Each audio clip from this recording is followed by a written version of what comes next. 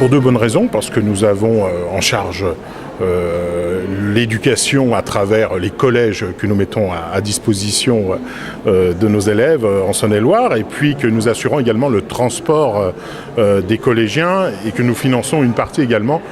du transport des élèves de primaire. Et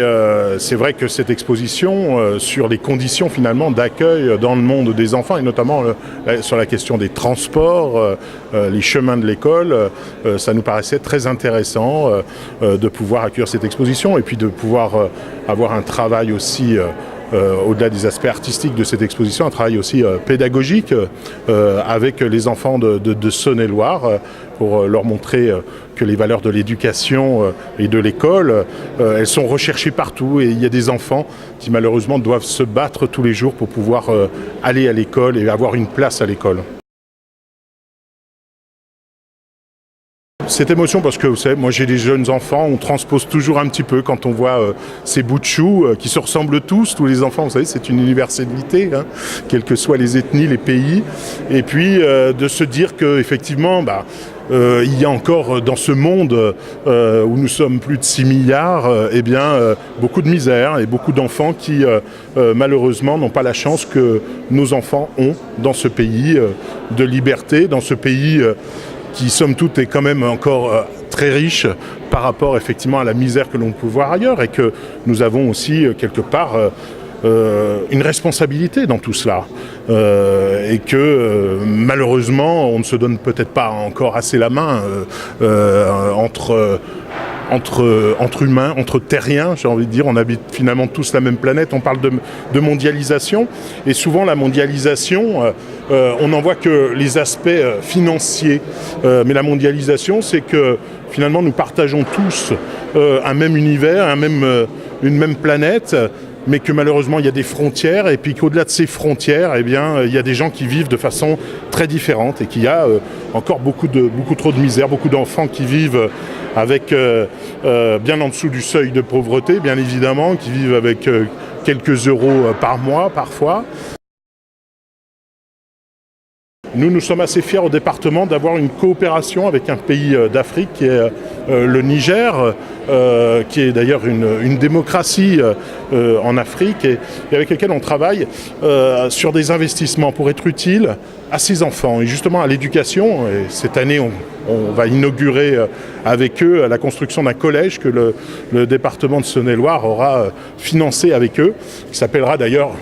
Saône-et-Loire, ce collège au Niger, qui permettra d'accueillir les enfants. On travaille aussi sur la construction de classes en dur avec des sanitaires dans les villages, et également sur les questions de maisons de santé pour permettre aux mamans de pouvoir accoucher dans de conditions pas trop difficiles dans ces pays où il y a beaucoup de mortalité infantile. Voilà, on travaille sur l'eau également, qui est une problématique,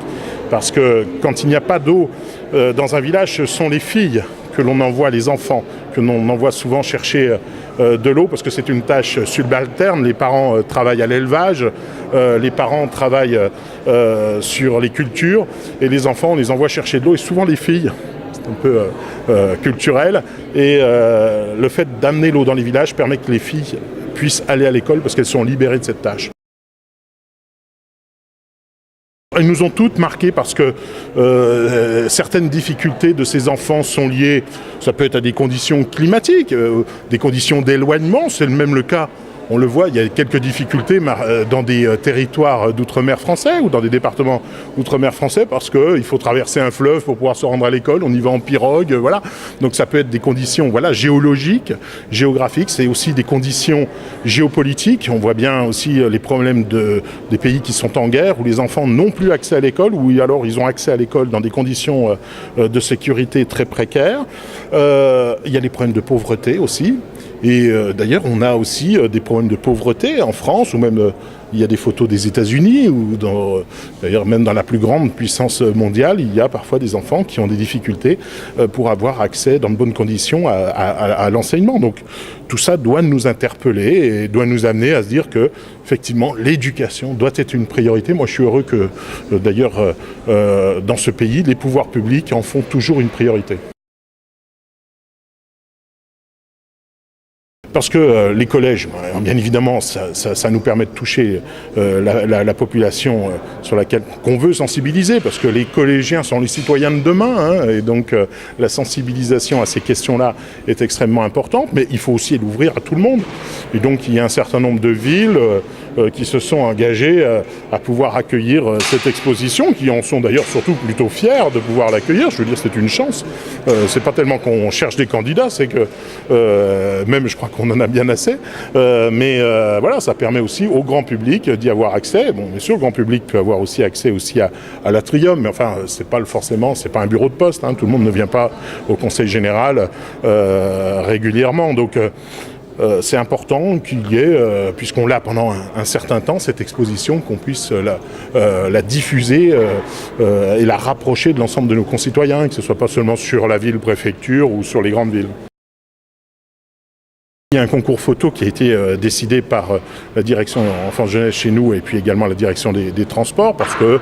ça permet aussi de donner des pistes de travail pédagogique autour de cette exposition. Ça permet d'intéresser peut-être un plus grand nombre d'enfants et de jeunes à découvrir cette expo, l'art de la photo aussi, puisque le but c'est aussi vraiment de faire un concours de photographie, comme vous l'avez dit, avec d'ailleurs comme prix un appareil photo, mais aussi des visites. On est quand même dans le département qui a vu naître la photographie, donc c'est vrai que c'était intéressant pour nous d'y ajouter ce volet-là. Voilà, on n'est pas seulement, on veut pas que les enfants soient seulement spectateurs dans cette affaire, mais qu'à un moment donné, ils puissent être acteurs et eux-mêmes leur donner envie, peut-être, de faire passer des émotions et des messages à travers la photographie. Tout à l'heure, vous disiez que j'étais un peu ému en voyant ces photos, mais c'est vrai parce que ces photos, elles renvoient une émotion, on en prend plein les yeux, ça nous fait réfléchir, ça nous renvoie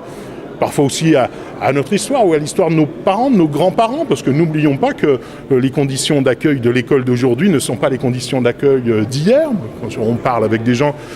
qui ont plutôt 80-90 ans, ils disent « Oh là là, mais nous, on allait à pied à l'école, en sabots, on n'avait même pas de chaussures bien fermées, puis il y avait de la neige, à l'époque il y en avait plus que maintenant, etc. » Et on se dit que oui, les choses ont aussi évolué dans notre pays, et on espère que dans tous ces pays-là, bien évidemment, les choses vont aussi évoluer. Simplement, elles évoluent certainement pas encore assez vite.